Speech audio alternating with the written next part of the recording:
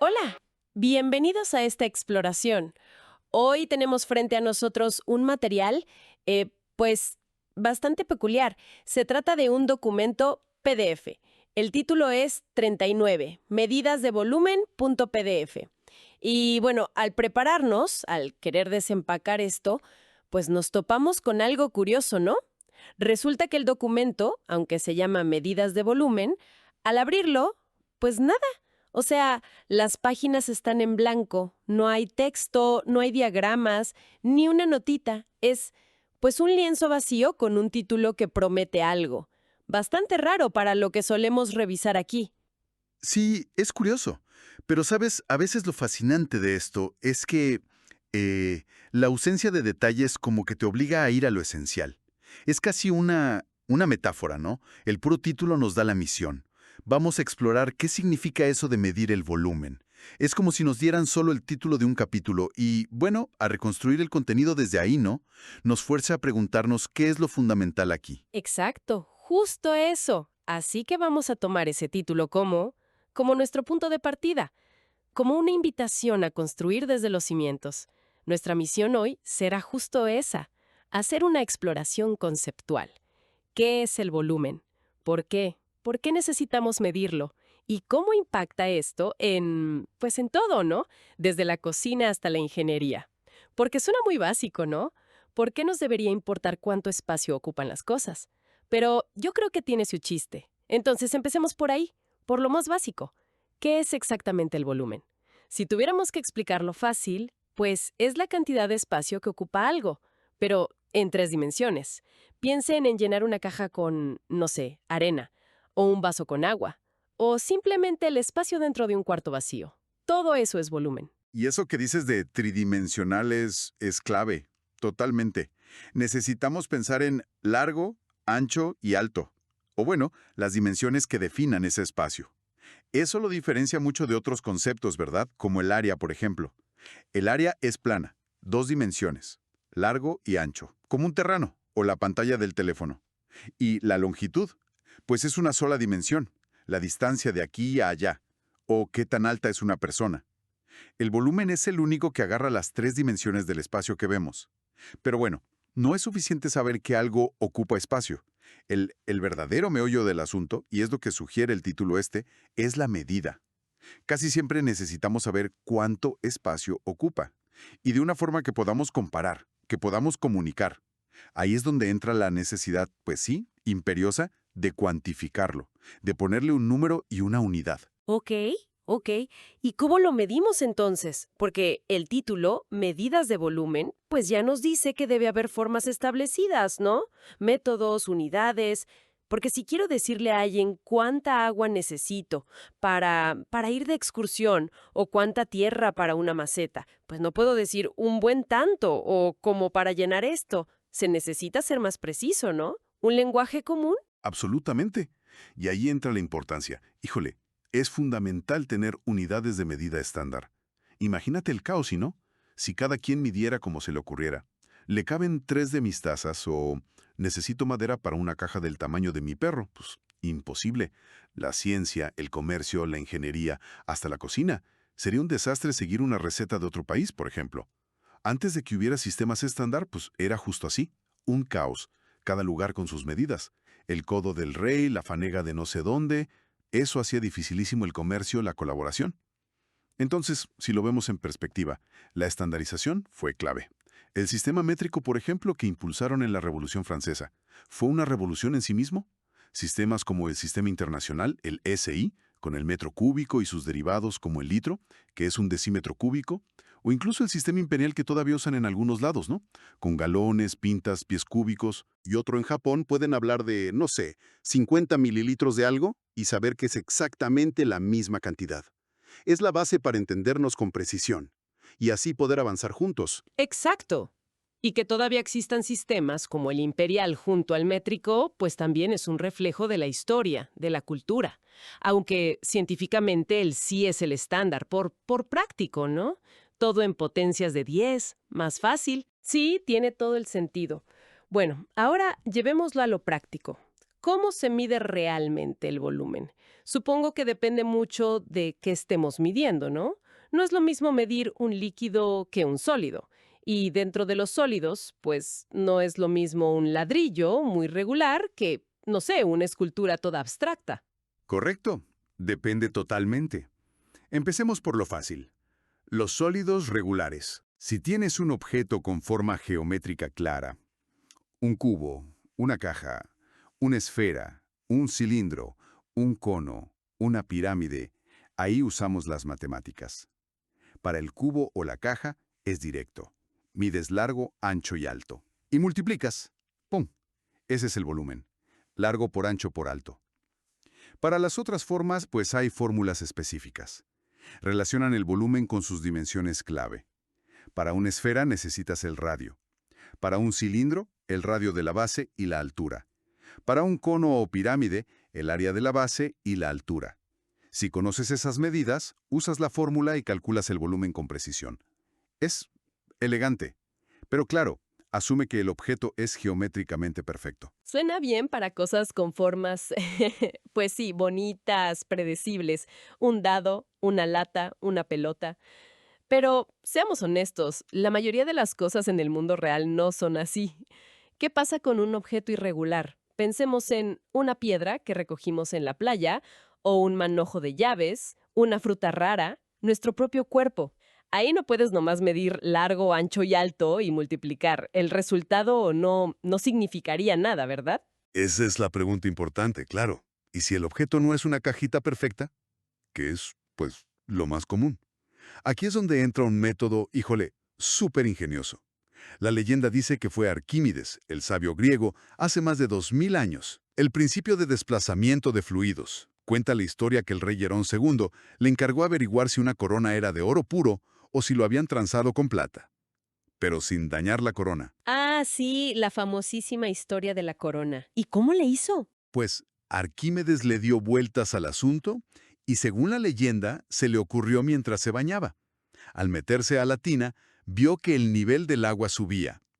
Y se dio cuenta. El volumen de agua que se salía era igual al volumen de su cuerpo que se había sumergido. ¡Eureka! Gritó, lo encontré, y dicen que salió corriendo desnudo por las calles, emocionado. La idea es simple pero brillante. Si metes un objeto sólido completo en un líquido, normalmente agua, el objeto ocupa un espacio que antes era de líquido y empuja ese líquido fuera del camino. El volumen del líquido desplazado es exactamente igual al volumen del objeto. Voilà. Así que Arquímedes pudo medir el volumen de la corona sumergiéndola. Luego midió el volumen de un bloque de oro puro del mismo peso. Si los volúmenes eran diferentes, y parece que sí, la corona desplazó más agua, significaba que no era oro puro. La plata es menos densa, ocupa más espacio para el mismo peso. Órale, qué elegante solución para un problema complicado. ¿Y cómo medimos ese desplazamiento hoy en día? ¿En un laboratorio o hasta en casa se podría? Hay varias formas. Una, quizá más para demostrarlo, es usar un recipiente que tenga un piquito para que rebose, ¿no? Lo llenas hasta el borde con agua, pones otro vaso debajo del pico y metes el objeto con cuidado. El agua que se cae y recoges en el segundo vaso. Ese es el volumen del objeto. Pero una forma más práctica y muy común en laboratorios es usar un recipiente graduado. Una probeta, por ejemplo. Pones una cantidad de agua que conozcas, anotas el nivel. Ese es B1. Luego metes el objeto irregular con cuidado, que quede bien sumergido sin salpicar. Anotas el nuevo nivel del agua, B2. El volumen del objeto es simplemente la diferencia, B2 menos B1. Entendido. Suena bastante directo. Pero, ¿este método de desplazamiento no tiene, no sé, sus truquitos? ¿Posibles errores? Es muy bueno, muy robusto. Pero sí hay que tener cuidado con algunas cosas. Por ejemplo, si el objeto es poroso y absorbe agua, como una esponja seca o cerámica sin esmaltar, pues el volumen medido será menor al real porque el agua se mete dentro del objeto. También hay que cuidar que no queden burbujas de aire pegadas al objeto cuando lo sumerges. Eso añadiría volumen extra. Y ya si buscas muchísima precisión, hasta la tensión superficial del líquido y la temperatura que afecta la densidad del agua pueden influir un poquito. pero para la mayoría de los casos prácticos es un método excelente para sólidos irregulares que no se disuelven. ¡Qué fascinante! La historia de Arquímedes de verdad que le da vida al concepto. Ahora, aquí es donde se pone, pues yo creo que realmente interesante para muchos. ¿Dónde vemos esto del volumen en la vida diaria? A veces estas cosas de ciencia suenan lejanas, pero me late que el volumen está por todos lados, ¿no? Totalmente, por todos lados. Empecemos por la cocina. Es el ejemplo más claro y universal. Las recetas siempre piden una taza de harina, que es volumen, aunque a veces impreciso para sólidos como la harina, 500 mililitros de leche, una cucharadita de vainilla, 250 cc de aceite, puro volumen. Y la precisión ahí afecta directo el resultado. Te pasas tantito de levadura o de líquido y el pan o el pastel ya no quedan igual. Las tazas y cucharas medidoras son justo para eso. Cierto, cierto. La cocina es como un laboratorio donde medimos volúmenes todo el tiempo. ¿Qué otros ejemplos así cotidianos? Piensa en transporte y empaques. Cuando compras un coche, ¿qué te dicen de la cajuela? La capacidad en litros, ¿no? Importante para las vacaciones. Las aerolíneas, las restricciones de líquidos en el equipaje de mano. ¿Cuánto puedes llevar? Volumen.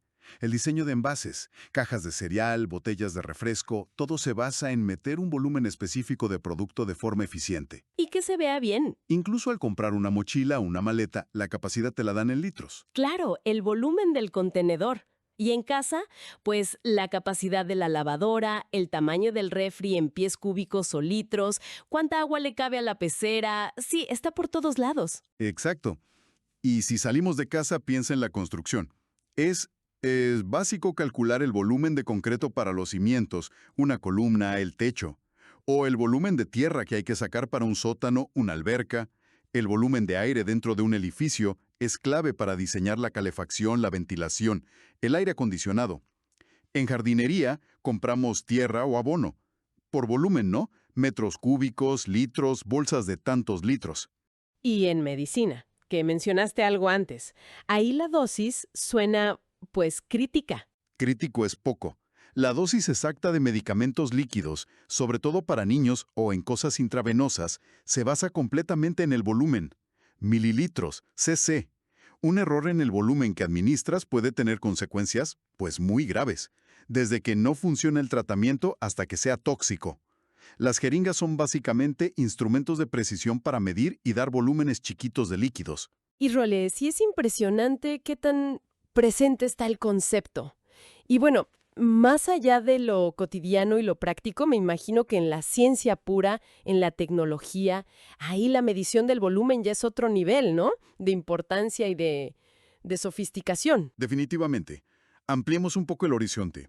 En física, por ejemplo, el volumen es fundamental para entender la densidad, que es masa entre volumen y caracteriza a los materiales.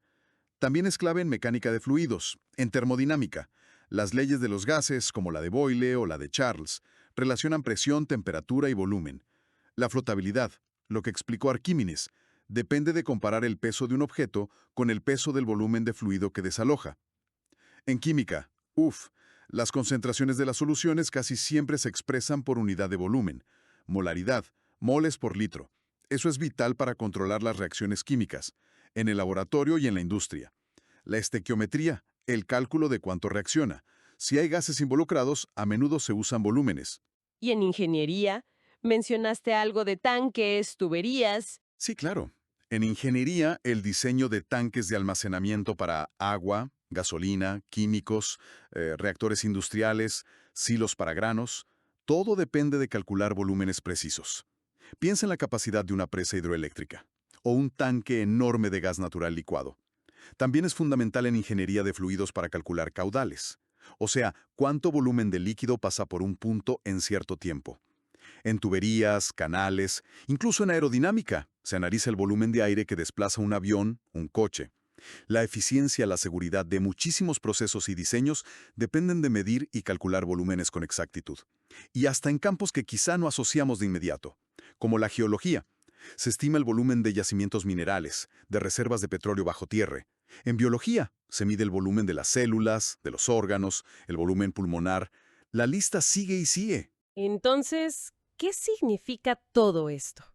Si regresamos un momento a nuestro misterioso documento en blanco, el de medidas de volumen, aunque no traía nada escrito, ese simple título pues funcionó como un catalizador perfecto, ¿no? Nos impulsó a desempacar un concepto que quizá damos por sentado, algo que usamos diario, pero que resulta ser, pues, fundamental en cómo entendemos el mundo físico. Resulta que hasta un título, aunque la página esté vacía, puede abrir la puerta a, pues, a un montón de ideas y conexiones. Es una reflexión interesante y muy cierta. Demuestra cómo un concepto que parece simple, el espacio que ocupa algo, es en realidad una piedra angular del conocimiento científico, de la tecnología, de un montón de actividades prácticas, desde lo más humilde como cocinar hasta lo más complejo. La habilidad que hemos desarrollado para medir ese espacio, para ponerle números con unidades estándar, con métodos ingeniosos como el de Arquímedes, eso es lo que nos permite hacer de todo. Desde una receta familiar hasta diseñar naves espaciales o entender cómo se expande el universo. Medir el volumen es esencial en nuestra interacción con la realidad. Haciendo un resumen rapidito de lo que exploramos hoy, partiendo de esa curiosa fuente en blanco, definimos volumen como el espacio tridimensional. No. Lo diferenciamos de área y longitud. Vimos por qué son tan importantes las unidades estándar, como el litro o el metro cúbico, para poder hablar el mismo idioma y comparar cantidades, para salir del caos de antes. Exploramos cómo medirlo, con fórmulas matemáticas para formas regulares, cajas, esferas, y con el genial principio de Arquímedes, el del desplazamiento de agua, para las formas irregulares, recordando la historia de la corona. Y al final vimos que está en todos lados. Su importancia crítica en la cocina, construcción, transporte, medicina, física, química, biología, geología y un montón de ingenierías. Y bueno, para dejar algo ahí picando, ¿no? Algo para pensar que vaya un poquito más allá de nuestra fuente implícita. Hemos hablado del volumen en su sentido más literal, espacio físico tridimensional. Pero, ¿cómo usamos esa idea de volumen en otros contextos? Más abstractos, como metáfora. Por ejemplo, del volumen de datos que se genera cada segundo en Internet, o el volumen de tráfico en una carretera o en una red, o incluso algo tan simple como subir o bajar el volumen de la música o de una voz. Exactamente. En todos esos casos usamos la misma palabra, volumen. ¿Habrá alguna conexión conceptual profunda entre la idea física de cantidad de espacio o magnitud tridimensional y esos otros usos? ¿Qué estamos queriendo decir o medir cuando hablamos del volumen de información, de tráfico, de sonido, o hasta del volumen de negocios de una empresa? ¿Es nomás una metáfora útil? ¿O de verdad captura algo esencial sobre, pues, la magnitud, la capacidad en esos otros dominios? Es interesante pensar cómo un concepto físico tan básico se extiende y se adapta para ayudarnos a pensar sobre cantidades y magnitudes en áreas completamente diferentes. Aprender.